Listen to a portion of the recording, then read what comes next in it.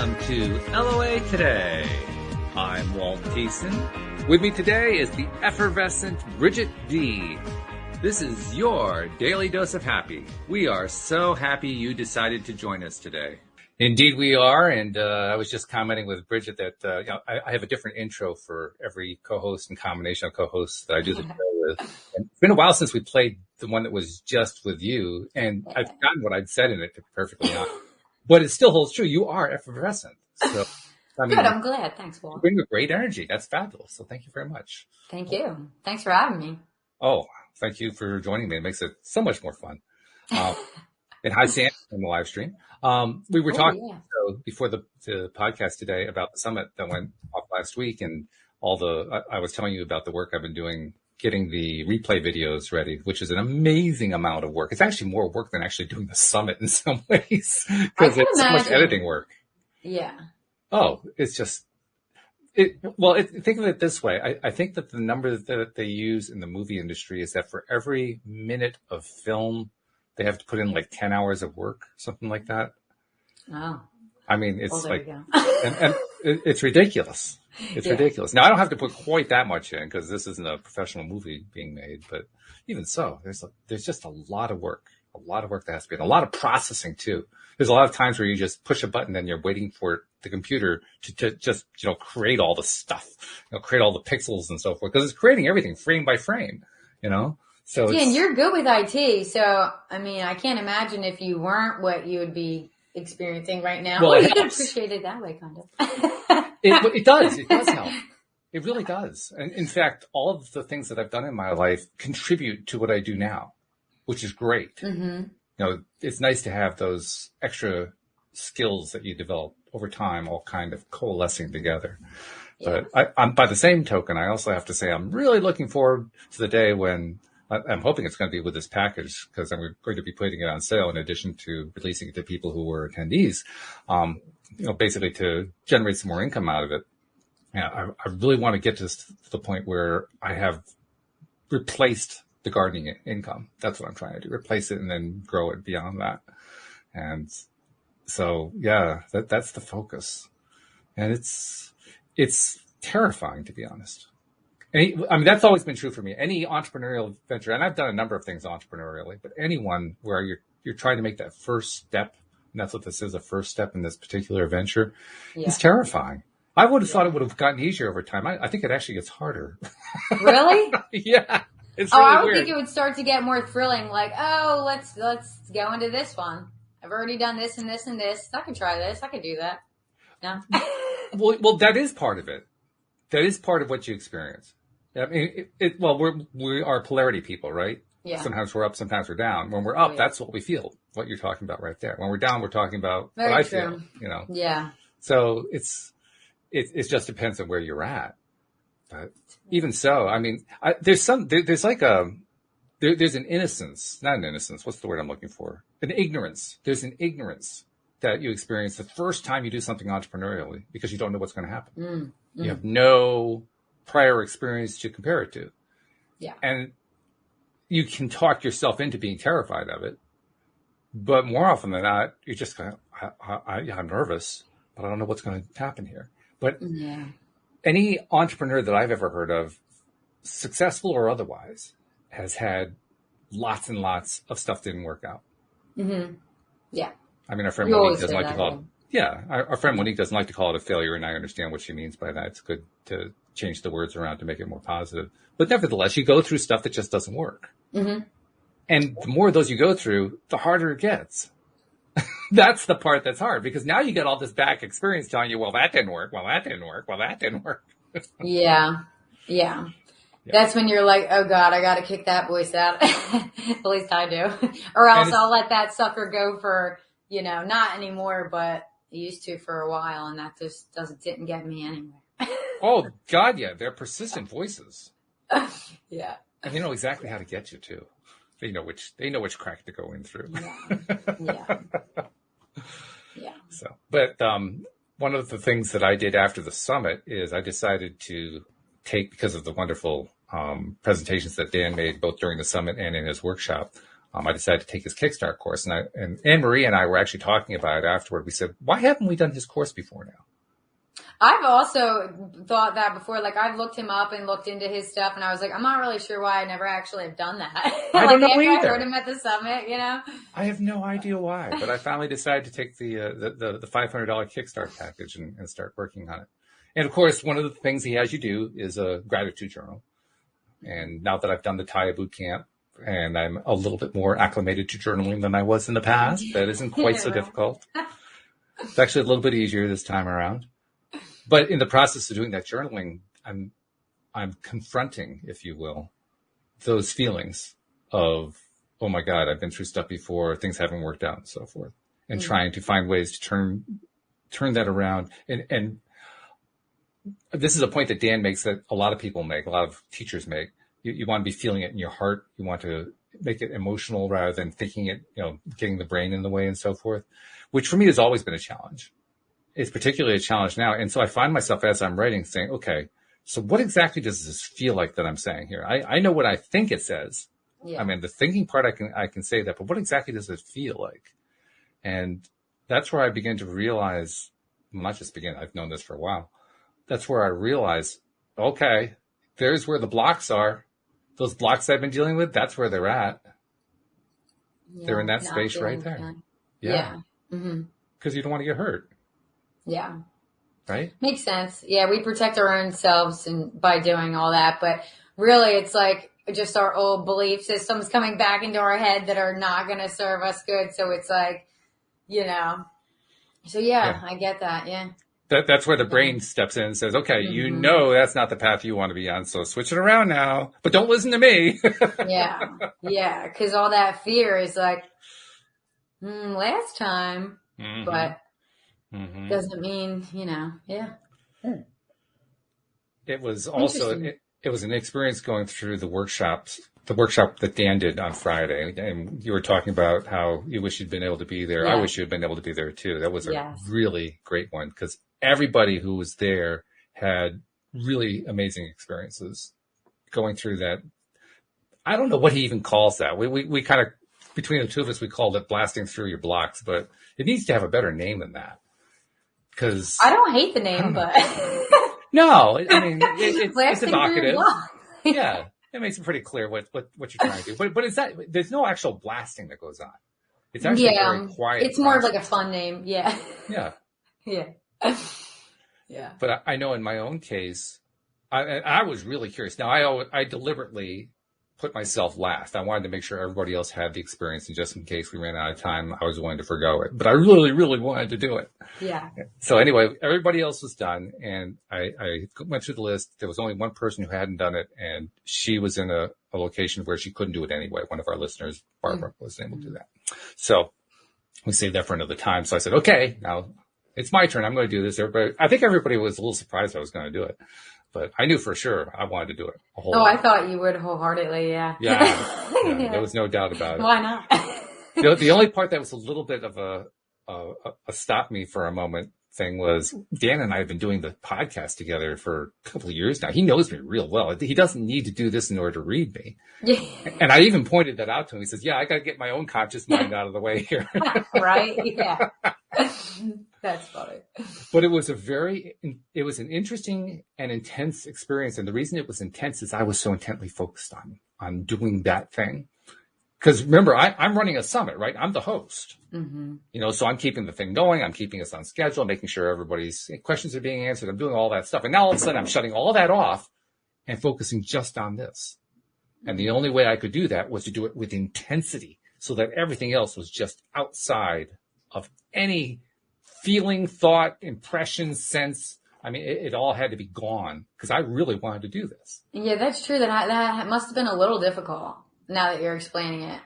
It would have been difficult if I hadn't had the intensity. The intensity actually made it very easy. Like you went in with the intention already knowing, like, yes. Yeah. And there was no doubt. I want to do this and I know I'm going to have to get all this stuff out. So I got this, So anyway, he can't even tell us exactly what he does because it's so intuitive. But I can kind of generically describe, he asks everybody different questions. And his questions are in my words, not his words, in my words, is to kind of get behind your conscious mind and let the true feelings and true stuff come out. And then based on what he hears and sees, I mean, the way he described it was that's when he puts his, what's it called? Autism, because he's partially autistic. Mm-hmm. He puts his autism to work because the autism gives him a high degree of sensitivity to body language and sounds and voices and things like that. So he uses that very intuitively. I doubt that he could teach it to anybody. Cool. He just does it so intuitively. So anyway, he starts asking these questions, and based on whatever he sees in your response or in your reaction, he'll ask the next thing, or he'll suggest the next thing, or so forth. So in my case, he asked me, what do I want? And I didn't even need to get myself into like a hypnotic state or anything. I just kind of jumped into there. So I was allowing, and I'm glad I did this, I was really allowing just whatever I felt like I needed to say to come out. Mm. And what came out was, I want to get to where I'm trying to get to. I want to get to where I'm going. And if I were to say that consciously, I'd say, what the heck are you talking about? But it was perfectly clear to me in that moment. Yeah. Where am I trying to get to? If I had to describe it, I'd say, I'm trying to get to a place of much greater financial abundance. Mm-hmm. I'm trying to get to a place where the podcast has a much bigger audience. And if I really dare to admit what it is that I'm hoping for, I want to get to the point where I have a television show doing like an LOA Today. Nice. And we do have right now, I mean, we're on the local cable access channel, but I mean like, like a nationwide or global markets, that kind of thing with a large audience. Yeah.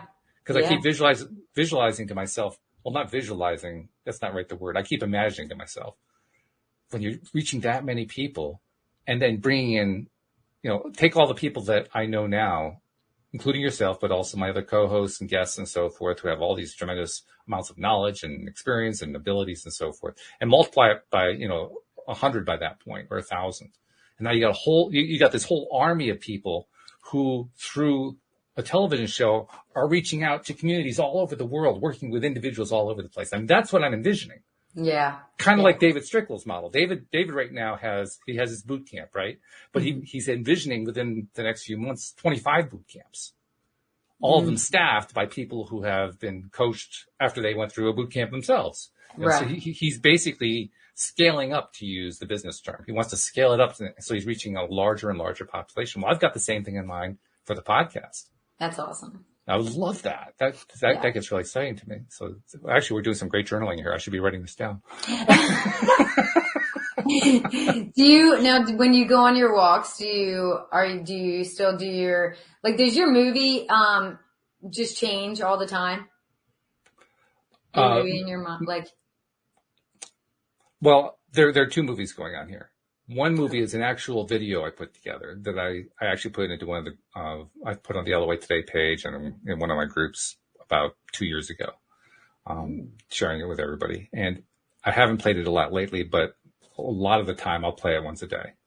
So it's my way of replacing a vision board with a mind movie. Gotcha. So that's the one kind of movie. But I think the kind of movie you're talking about is the one that we create in our heads, the ones that we're trying to, or actually more precisely, the one that we create in our hearts, the ones that we're trying to feel into and so forth. And that's a really interesting question, because that's where I often feel challenged. That's where I often feel that's not easy for me to do. I think part of that, because over the years, I have convinced myself that I can't see images, so therefore I can't see images. Well, I'm trying to reverse that now. I'm trying to convince myself, yes, I can see images. I can see them on demand, affirmations to that effect. But there's a lot of resistance there. And because of that, it's the challenge is, first of all, creating the imagery, creating the movie, so to speak. And most of the time, that movie isn't really a visual movie. It's more of a sense movie, if that makes any sense. Yeah. But more than that, it's also one where it keeps changing, because I find that I have trouble daring to create the one I want to create. Oh, okay. You may have noticed that you've been using the word daring a lot lately. And that's the reason why, because I'm also daring myself. Mm. You want to push out of that, not comfort zone, but. Yeah. Yeah. Exactly. Yeah. Without the hammering, that's always the fine line, right? Yeah. But I know yeah. it gets hard for me, but that's why, like, sometimes the only times I can do it is when I'm on my walks. Mm-hmm. Yeah. I don't know why. Well, you're right. I mean, it's when you're, for me anyway, when I'm out taking a walk, I can leave all the stuff behind that I'm Yeah, I having to guess deal with it that might day. be that. Yeah. Right. So when you feel freer, then you feel more free to imagine. You feel more Yeah. free That must to be it. Yeah. try things out. And Yeah. plus you're not talking on a podcast or whatever. So you can, you can try to imagine it and you don't have to tell anybody. Yeah. Yeah. Right. No, it's weird because I would try it even like in meditation sometimes. And like, you know, I would just step away from it because I wasn't able to do it, but I would be like, oh man, like I really wanted to be able to do that. Mm-hmm. And then, yeah, after you told me about like the one time when you did it on your walk, like sometimes that is the only time I can really do it, but mm-hmm. I don't mind because I go on my walk like every day, but yeah, it's weird. Sometimes I can only do it then, but you're right. It's probably because I'm finally outside with nature. You're not distracted by literally anything else, you know, other than like, okay, let me make sure I'm not getting hit by a car, but that's about it. So yeah, no, you're right. That probably really is it. But yeah, that one definitely helps me. Do you find that you're challenged at times in terms of what you're trying to imagine, what you're daring yourself to imagine and so forth? Yeah, I think it's also the whole like vibrational thing. Like, you know, like David says, like when you revisit like what you want and everything, you revisit it from up and down your spiral at different points on your spiral sometimes, you know? Mm. So I know when I'm outside and I'm on my like nature walk, I know I'm at the top of my spiral, and I feel like that's why I'm able to better imagine the life that I actually am trying to create and live versus other times when I'm just sitting and trying to meditate. Like I'm trying like too hard to picture it or something, or I don't know what it is, but you're right. It's something about just getting outside. And when I'm out there, it's just like nothing else is entering like my brain. And it is just free. It feels free to imagine things. When I'm home, for some reason, like, yeah, I don't have like a big imagination like you. I don't either. But when I'm out there, then I like I can see it all. Like, it's weird. Which means there's something about our environments that are leading us to feel inhibited. Yeah. I mean, it's not the environments that are doing it to us. We are choosing to feel inhibited by whatever it is that we're dealing with. But when we get outside, that inhibition's gone. Hi, JB. I just saw JB checking in on the live stream. But that's a very common thing, I think, that our environments are going to affect us, not always for the positive, when we're trying to get into a better feeling space.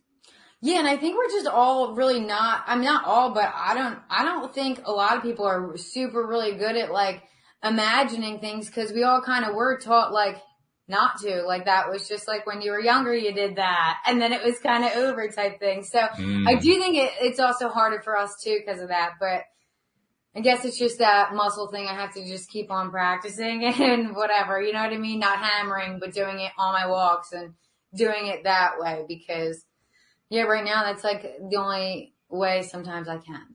It's a good point though, because we do get taught, that's not like we take a class and you're going to take a class today on how to inhibit yourself. It's not like that kind of thing, but we do get taught that after you grow up, after you grow out of childhood, well, you leave all those childish imaginings behind. Mm-hmm. Yeah, like grow up, you're not going to go do that. You're not going to go, you know, become some country singer or something like that. You know what I mean? Like really, we're all taught like you're going to go to school, you're going to do this, you're going to do that, and you're going to make sure you're good. Yeah, you're going to go to a job. You're going to take care of yourself. You're going to have a family. You're going to, all the stuff that society expects you to do, which may or may not align with what you had in mind. If it does, great. If it doesn't, it's a little more of a challenge. Yeah. Yeah. Yeah. Definitely. But how valuable it is to know that there is that childhood aspect of it, because once we know that and kind of come to terms with it, it also means we can turn it around and use it. Right? And go back. Yeah. Go back. That's right. Yeah. Because now we know, well, there was a time where I could imagine a lot easier than now. So there's a model for me. Yeah. And just finding like that place like outside where you can imagine, you know what I mean? Mm-hmm. So if you have any other tips for me, Walt. Well, I do know this. The reason I remember very clearly, the reason I remember posing the idea of using outdoor exercise, particularly walks, to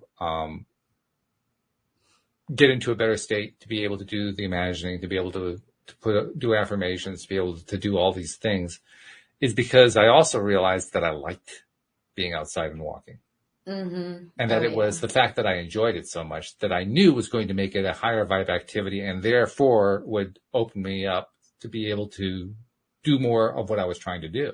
Yeah. So really it should apply to anything that we really like a lot. Very true. So the question now becomes, first of all, do we give ourselves the opportunity to even identify those things that we like? And then once we've identified them, do we take advantage of them to do some more imagining in them? Very true. Very true. Yeah. And I have to honestly say the answer is sometimes. Mm-hmm. Me too. Yep. Yeah. Sometimes I do better. Mm-hmm. And I pat myself on the back. Yeah, right? Because I did better, right? Yes. And when not, yeah, we just, honestly, me and my husband will joke about it. I'm just like, do better. And he'll be like, do better. And then we'll be like, we got to do better. Like now it's just like a running joke. Cause like I said it to him one time joking, like, do better. And it was like, what? And like, I don't know. After that, we started hearing it everywhere. So now we just joke around all day. It would be on TV shows. It was like literally everywhere after I said it to him down the beach one time. And now we just constantly, we're just like, oh, do better. You gotta do better. We gotta do better. Like joking around just cause now it's just hilarious. Well, interesting question then. Now that you've done that so much, do you ever pat yourself on the back for having done better?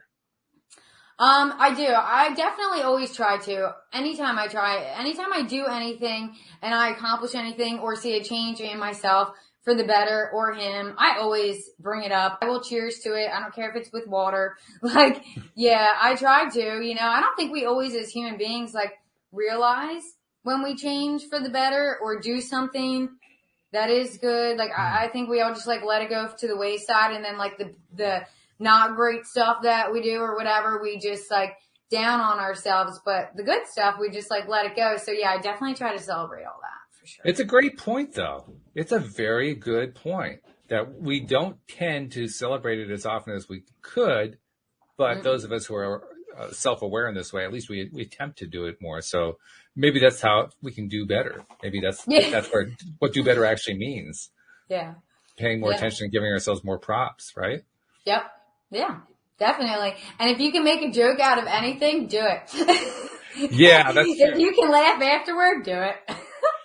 You're going to feel better. Afterward, before, during, hey, wherever. Doesn't matter. If you can get the laughter in, you're ahead of the game. No doubt about that. Yeah. It's so true. Yeah. So, yeah, these are kind of representative. What we're talking about here are kind of representative of what I've been examining in myself and dealing with as I've been doing the work of putting this stuff together, putting these replay videos together. And I mentioned a moment ago how anytime that I'm trying something new, and this is new, I mean, it's not like I've never done a video before. I have, but trying to put one together that I'm actually going to package and repurpose into another product to sell, that kind of thing. Yeah, like next level. Next level. Yeah. That's really what it is that's where I find myself like, how do you describe it? Like shrinking in on myself. That's where the lack of self-confidence tends to work its way in. Mm-hmm. Yeah. And so that becomes kind of a battle. Yeah. Cause then you can start paralysis analysis and you could just start a whole bunch of stuff when you're, when that happens. And I'm really good at that. I am so good at that paralysis by analysis thing. The hardest thing for me was leaving it behind, not doing it. Doing it was simple. I was just happy that I heard it on your show because after I heard it on your show, I was like, okay, that's perfect. It stuck in my head and that's how I was able to stop doing it. Yeah, because you could be aware of it, right? Yeah, then I told my husband about it, and then he started realizing when he was doing it, he still, like, does it, like, you know, but, like, he'll realize it, and, like, he's so much better at it, you know what I mean? Like, after I heard it on your show. So again, thanks to LOA today. You're welcome. Don't Very paralysis welcome. analysis. Yeah, it's so easy to do, but it's like maddening. Like I can't even, you know what I mean? Yeah, I can't. Well, something I've been practicing lately, because I'm such a workaholic type. I mean, all my life, I just dove in. It didn't matter what vibration I was in, which was actually it did matter. It wasn't a great policy to do that. But my attitude was, it didn't matter what vibration I was in. Was I feeling good? Was I feeling bad? Didn't matter. The work's got to get done. Dive into the work, which is not only mentally, physically, and emotionally exhausting, but it's actually counterproductive in the long run. Unless you're working from a high vibe space, you're working against yourself most of that time. So because of that, I've been kind of trying to be aware of when I have wanted to go that way. And that's been especially true the last few days. And I put in some really long days the last few days. And there have been some times where I probably worked a little bit more than I should. But there have been other times where I found myself in a place where, for whatever reason, I couldn't bring myself to do that next thing. And so I allowed myself the time off. Oh, good. I was going to say, it's probably just your body telling you need to go chill. That's pretty much the way I took it. So, good. I mean, to give you an example, I took a couple hours today off just to watch a movie. Why? Nice. Because I was waiting for a particular piece of information. I didn't have it yet. I knew I couldn't do anything to really push it. I knew that if I kept focusing on it, I'd drive myself nuts. So I went and watched a movie. Yeah, and we'll push it further away too when we do that half the time anyway. We focus on something too much, we just push that away. And the information came in while I was watching the movie, so that worked out great. Beautiful. Yeah. See, then the clarity comes in when that's awesome. Nice. So, I'm learning, I guess is what I'm saying. I'm learning to do it a little bit better, to use your phrase. I'm learning to pay more attention to where I'm at emotionally. And I think that's really my theme for the next month, 2 months, 3 months, something like that. Reminding myself, it isn't even, pre-paving is important, but I'm beginning to realize there's something more important than pre-paving. That's pre-emoting.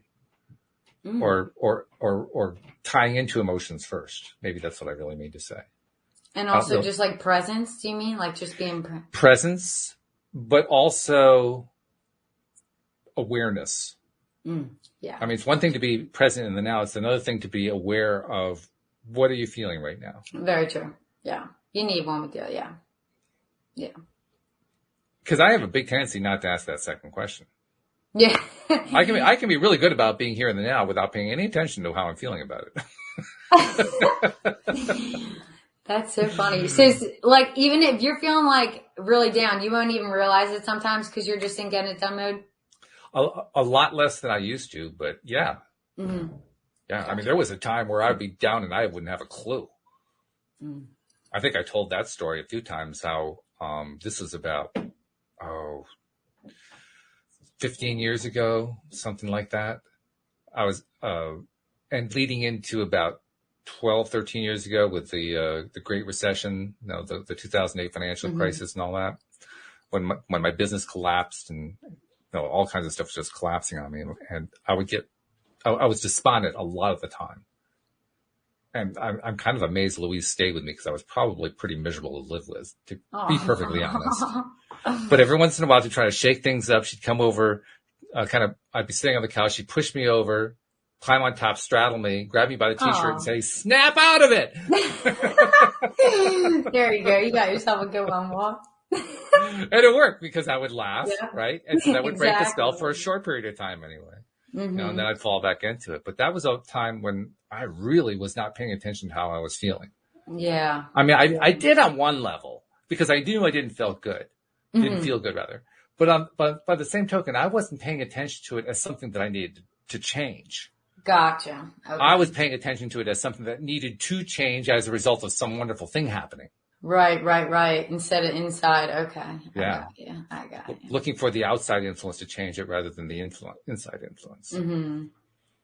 Yeah. Well, until we do the work, we always think it's everything else that has to change. Oh, yeah. It's always everything else that has to change. Yeah. If that was different, this would be great. That's right. Yeah. It's that stupid person over there who's causing me all my problems. Yeah, right. Yeah. I think we've all been there. Yeah. Mm-hmm. God, yeah. So I think that's really what's going on now. Even with the journaling, even with that block that I was talking about, or blocks where I have trouble connecting to how I'm feeling. It's because of that background, that, that old set of tapes, to use the psychology phrase. Yeah.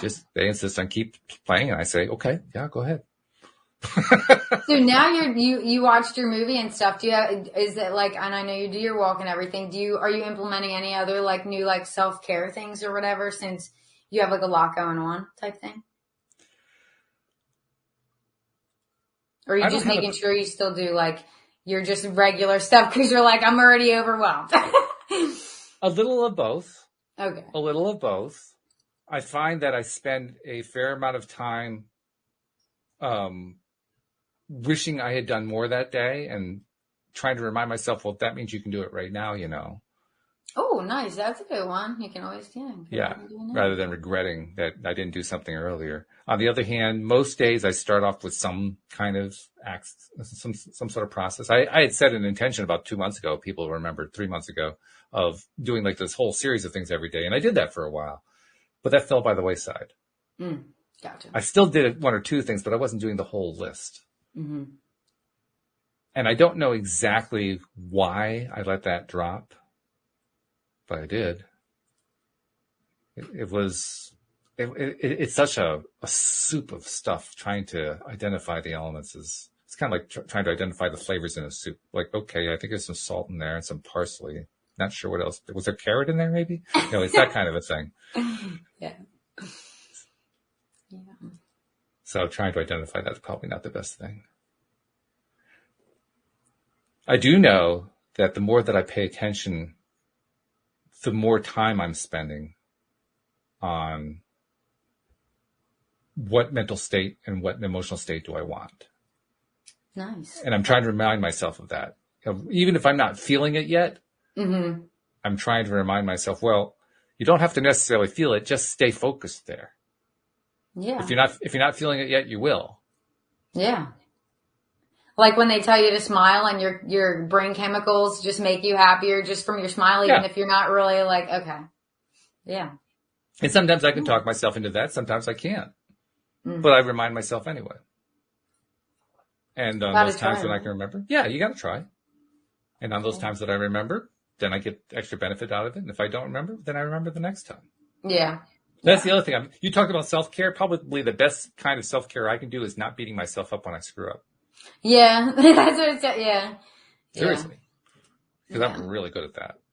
It's like a hard one to stop, I feel like. Yeah. But by the same token, it's only hard to stop because I think it is.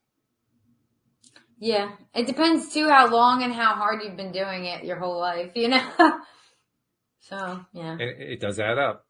It adds up over the years. And you feel it, too. The older you get, the more you feel it. The more you're aware of it, of the history of it. But at least it is history, right?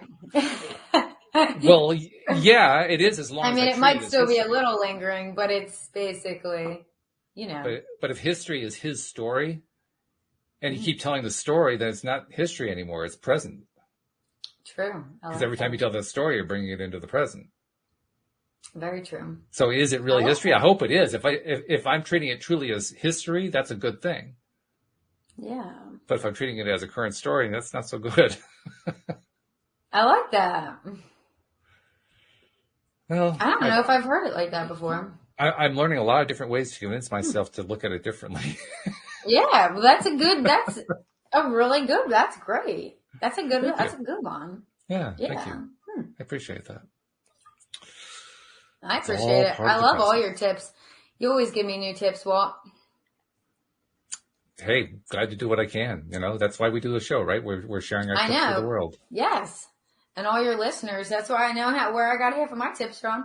I mean, you got, you've been giving some tips too over time. I think one of the coolest ones is creating your, and I presume you're still doing this, creating your vision board on your wall. Yes. Yeah, I can't find anything big enough except my wall to do that on. So yeah. And I love that.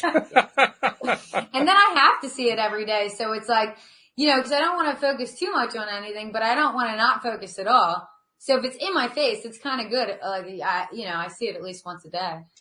So do you shift it? Do you like change it around? Do you put different items on and pull stuff off when it no longer serves and stuff? You do. So you're updating it all the time.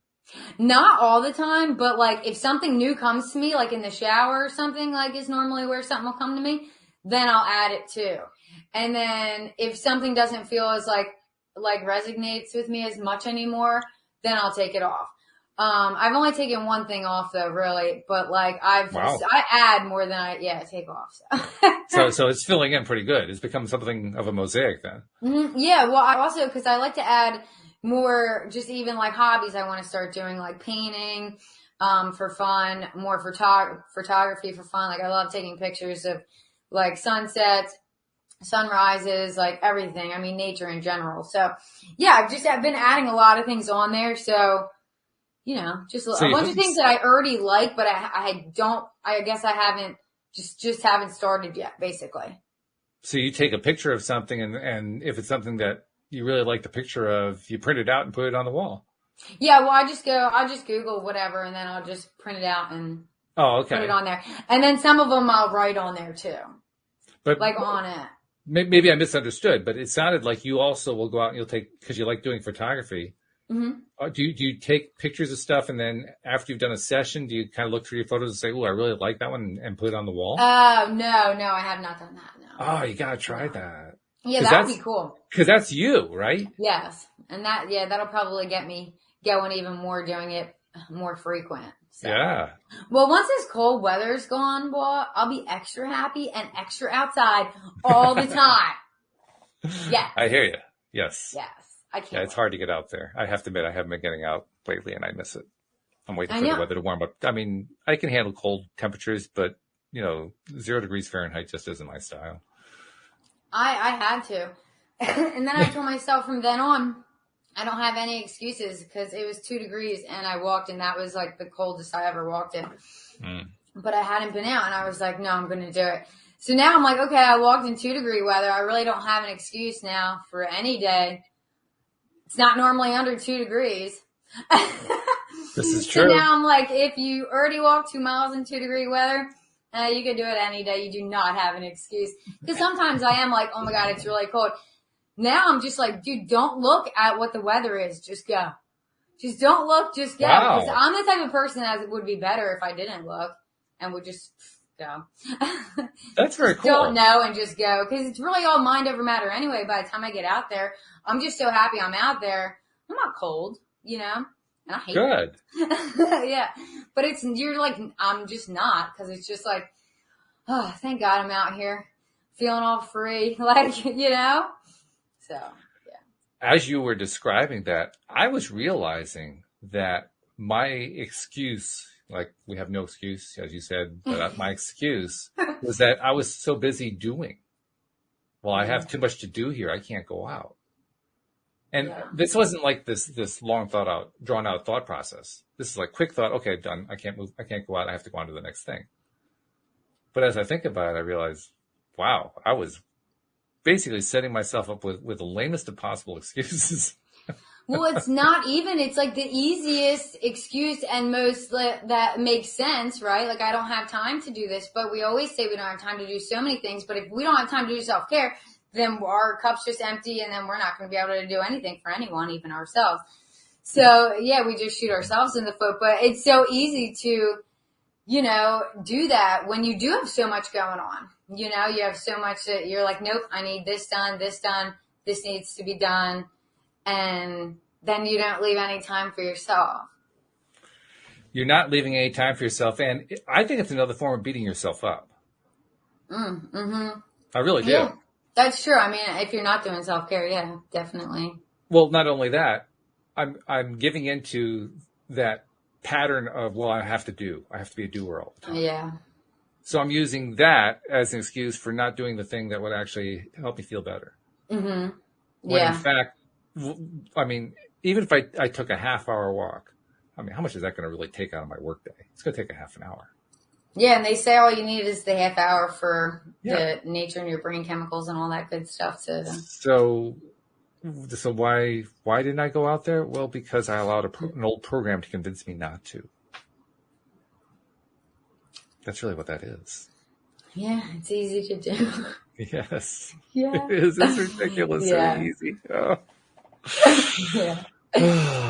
But then you just feel so much better after you do it. You'll go out tomorrow and you'll feel great. Well, I actually, because of this conversation, I probably know I feel bad. Well, I don't feel bad because I think you will go out tomorrow and you'll feel great. Oh yeah, I don't feel bad about that at all. To me, this is an example of developing self-awareness, right? Oh yeah. It's half the time when I'm talking, I figure things out about, and I'm like, oh, yeah. Do you do audio journaling? I do not. You don't? Okay. Mm-mm. Neil was talking about that. He does a lot of audio journaling.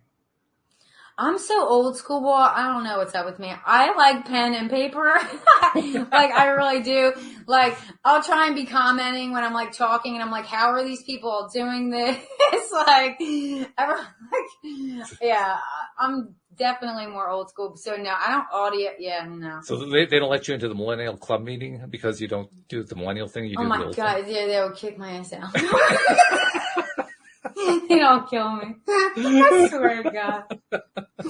I swear. Yes. Generational stuff. That's okay. I'm good because pens and papers are still here. So we're cool. They are. Yeah. So we're all good. Actually, I have to get a new notebook. I filled up my notebook. But I keep it by my side here to make quick notes on stuff. It's not a journal or anything like that. Mm-hmm. But it shows you can, even when you're doing that stuff, I've gone through, this is like my 5th notebook in the last 6 years. Yeah. You fill them up I'm quick. like you. I used to not like to journal either, really. I only did it, like I used to tell you, I only did it when I was trying to figure something out, like why I was annoyed or whatever, and it would help me then. But, ever since Ty, thank God, I'm like you. Like now it is obviously easier to do because you've been doing it, because you have to do it and everything. But, I definitely am not an audio. I'm a writer, but I still don't journal every day. That's why I mentioned the audio thing, because after Neo told me that he does it fairly frequently, in fact, he spends a lot of time on it, I tried it at one point in the last 2 weeks. I don't remember exactly what the occasion was, but it was an occasion where I felt like I was at kind of an emotional crossroads, like I hadn't made a lot of progress on something and I was feeling dragged down and so forth. So I figured, well, maybe I can work this through with audio journaling. It was late at night. Louise had already gone to bed, and so the bedroom door was closed, and I just pulled out my phone, turned on a voice recorder, and just started talking into it. And I was amazed at how well through that process I was able to work through the thing I was dealing with. I'm trying to remember what it was I was dealing with so I can tell the full story, but I'm kind of blocked on it right now. But whatever it was, it was something where I worked through it pretty quickly, a lot more quickly than I would have by writing it. Okay. Do you know why that was? Is it just because you don't normally like to write, or was it just like that helped you more for something? Possibly both. Certainly the fact that I don't like to write is going to inhibit me when it comes to working through something. And the fact that maybe I'll try. Doing an audio recording, it's kind of like doing a podcast, right? Because on a podcast, you're talking into a mic. You're talking to one or two other people, but you're just talking into a mic, Yeah, so you're more used to that anyway. Yeah, so I figured give that a shot. So I haven't gone back to it, but maybe I should. Hey, I might give it a go now. Yeah. Why not? Why not? Can't hurt. I'm trying to remember what it was, because I achieved a breakthrough with it. I can't remember what the breakthrough was, but it was a pretty big deal. It was something that had been kind of it had been really holding me back. I had felt miserable because of it. And whatever the breakthrough was, I just felt lighter afterward. I'm going to have to try that. And I hope you remember what it was. I'll try to remember. Yeah. It was within the last 2 weeks. You should think I'd be able to think what it was. Well, you've had a lot going on, man. Yeah, have you even been able to play your piano yet? I have, actually. Oh, good. Today was the first day I haven't played in about 2 weeks. Oh, okay. So you've been able to. Good. And the only reason I didn't play was I was watching a movie. Which was perfect for you. Which was fine. So that's awesome. No, I mean, some days it's only 15 minutes, but hey, it's just a question of doing it over and over again so that you can reintroduce those patterns that your hands used to know 50 years ago. Yeah. Yeah. And they are coming back. Not all of them yet, but I can tell. I mean, there are some times where with some of these exercises, all of a sudden I'm flying through them like, oh yeah, I remember this. Nice. And then the fingers hit the wrong notes. Oh yeah, I remember that too. Of course, right? Of course. In fact, there have been a couple times where I woke up in the middle of the night and I said, oh, I can play piano. Louise won't hear it because I'll have headphones on.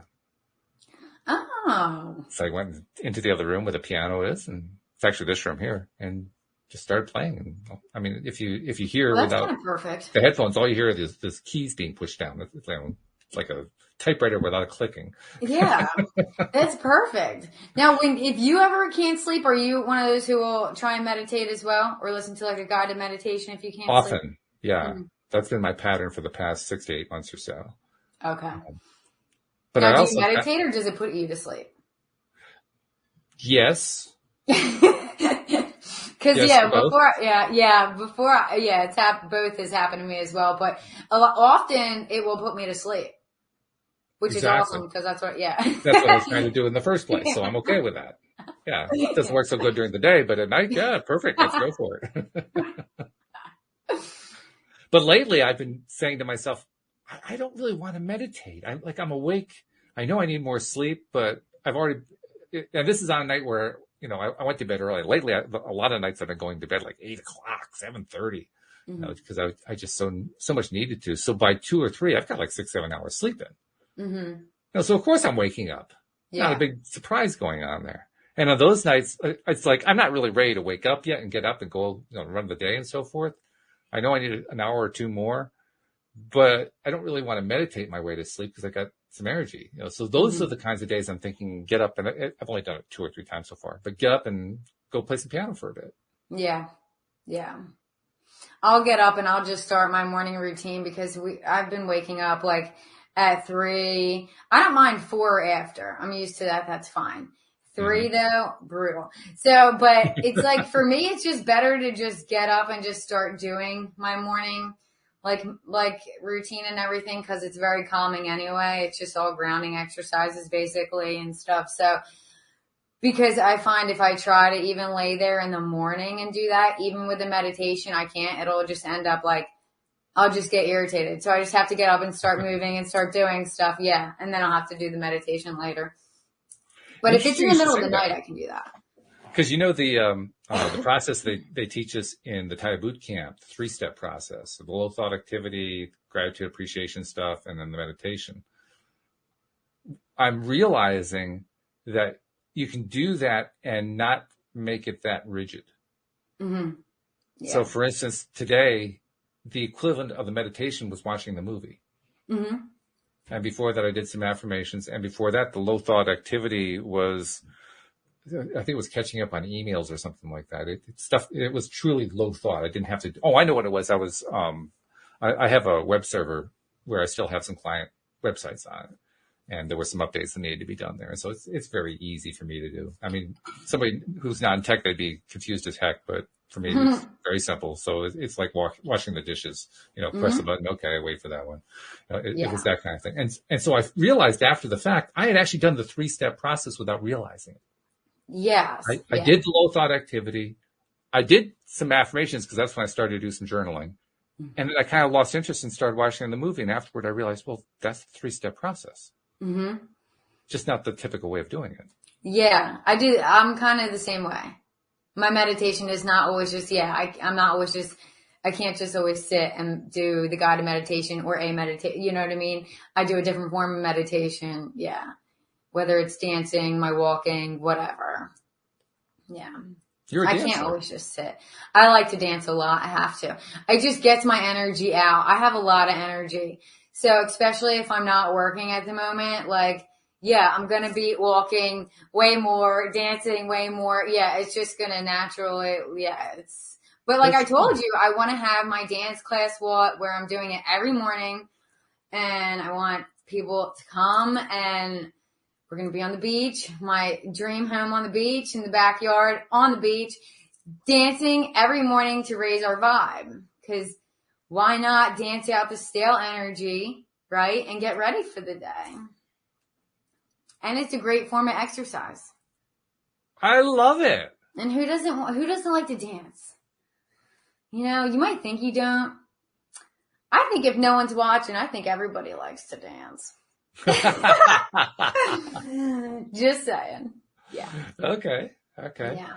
So, do you have dance styles, or is it just free form, or what kind of I dance like free form the best. Mm-hmm. I mean, I think the choreographed one, I think all that's awesome. But since I also do yoga and stuff like that, I would like to incorporate like a yoga, and like yoga in the beginning, and then dance, and then a yoga to calm and chill you back out. You know what I mean? So yeah, I have an idea, but I do not have my whole, process yet. But. We're inspiring Sam in the live stream. I don't know if you saw it, but he was saying earlier that our conversation was inspiring him to brave the cold some more. And now he just says I'm the same way regarding dancing. So yay! See, Sam's gonna be with me in my backyard on the beach one day. I believe that. Dancing. Yeah, it's raising our vibe before we start the day. I'll tell you what. When you were describing that, the reason that I hesitated for a moment there is I had this impression in my mind of you doing like live routines on a dance with people on a beach with people around you. That's exactly what I want to do. It's on my wall. It's on my wall.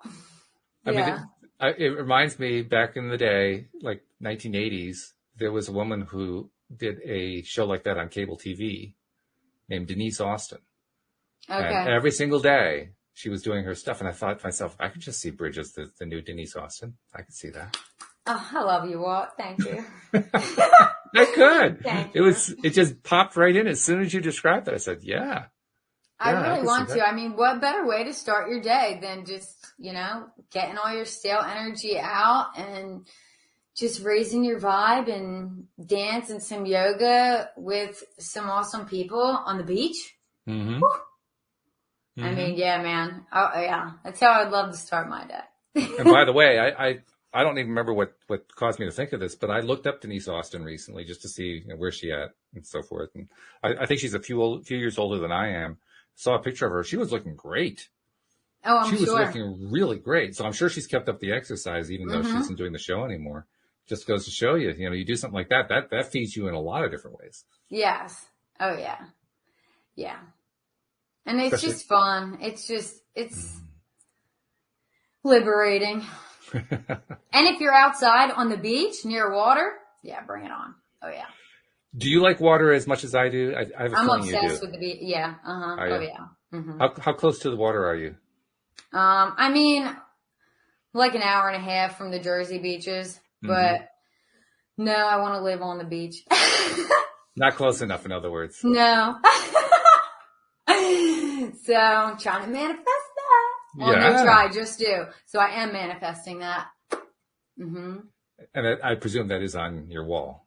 Oh, it is. Oh, yeah. Yeah. Good. That's really good. That dreaming time, that's a good way to describe it. That's dreaming time. Mm-hmm. That dreaming time is so important. Yeah. I think that's what I was talking about earlier when I was saying I was having trouble connecting into it. I was having trouble connecting into the dream. Mm-hmm. Yeah. And that's when I'm like, no. And then it's like when you can get it back and you're like, yes. Like it's never gone. You just have to get back to you. That's right. Go back on your walk, go start dancing, go do something. Then you get your momentum and your motivation and your inspiration and everything you had. Anyway, you get it all back. It was just chilling down there when you weren't vibing as high. Mm-hmm. Yeah. Well, I made reference to the workshop that we did with Dan. I never actually finished that story, but I'm intently focused on what he's going to be leading me through. And he starts off by asking me what goal, what's you trying to do here? And I said, I'm trying to get to where I'm going. Oh, yeah. And then he led me into a place of, imagine you're on that path now. And on a scale, I think he said on a scale of 1 to 10, how far along that path are you? And without hesitating, I said 2 or 3.